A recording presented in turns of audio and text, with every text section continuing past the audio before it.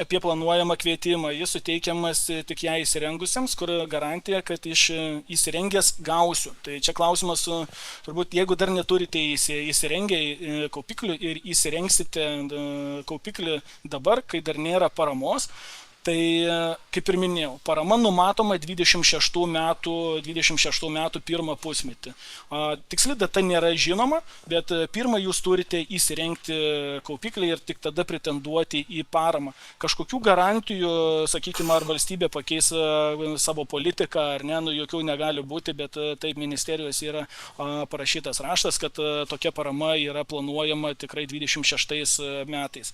Tai galima laukti, kada prasidės paramos, bet tokios paramos dažnu atveju baigėsi per, kaip čia, rugpjūčio 19 dieną buvo parama kaupikliam, tai jinai buvo išdraskyta per 1 valandą. Prieš tai buvo parama galbūt balandžio mėnesį dar šiais metais, buvo skirta 15 milijonų, tai tos paramos užteko 3 mėnesiam. Tai vadinasi, jeigu jūs lauksit paramos ir tik tada pradėsit galvoti apie elektrinės įsirengimą, galimas variantas, kad ir nespėsite įsirengti.